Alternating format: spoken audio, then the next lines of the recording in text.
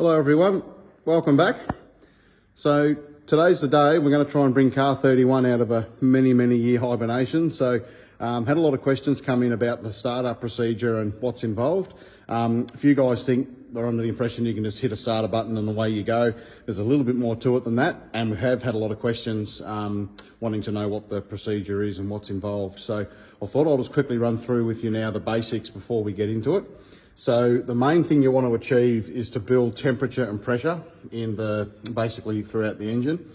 With the tolerances being so tight on these engines, you've got to generate something that resembles, part of the way to a normal operating temperature before you can start the engine. So basically what we've got to do is, you may recall in an earlier video, the bell housing is the oil tank on this engine. So we're going to put a little heater up under the bell housing just to slowly bring the oil up to temperature.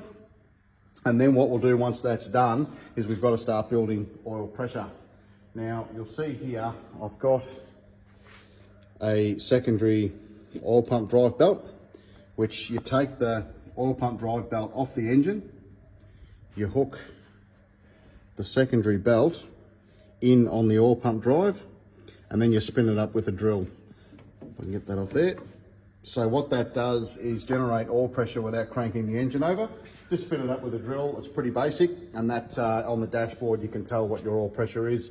Do that a few times as the oil's warming up, and then you get warm oil through the engine that's pressurized, and then you're right to start it without doing any damage. Now what we've made up, it's a little bit of a homemade system, but I've got just the old oil pump drive gear off the engine, if I can get that to focus, and just made a little hub which goes in the middle and on the drill, and that'll do the job perfectly to spin the oil pump up. I'll obviously make something a little bit better down the track, but that'll certainly do for now. As far as the cooling system goes, similar story. You just put a little heater in and circulate some water around the system that's warming, and that warms the block up and everything else before you start the car. So that's pretty well the engine side of it. Obviously then you crank it with the starter motor when you put the belt back on, and make sure you've got the right pressures and numbers before you try and start it. The fuel system's easy, you just cycle the pumps and away you go.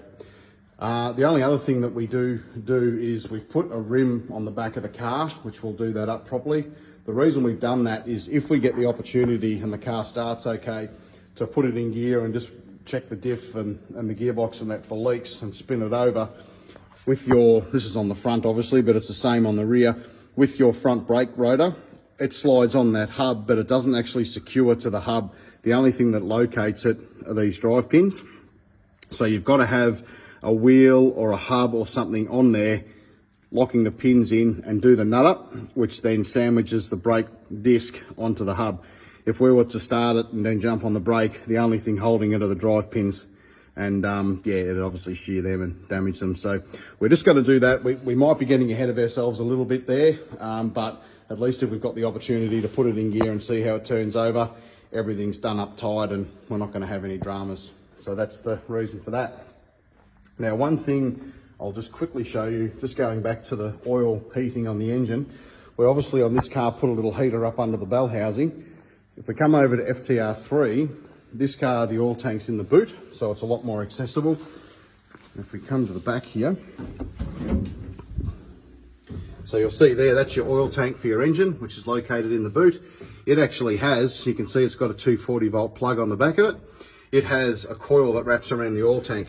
So you can plug that into a system, and it gradually brings the oil temperature up, and then you can start cranking turning the oil pump over, and it circulates the warm oil into the engine. So a lot easier way of doing it on this car, but obviously two totally different engineering philosophies. So that's a real basic overview of what we've got to do to bring car 31 back to life, and hopefully a bit later today we'll have some exciting news for you.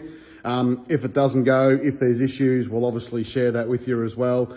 As I said, the whole journey of restoring these things is always unexpected gremlins pop up. So we'll push on today, and hopefully we'll have some more exciting news for you shortly. So thanks for your support.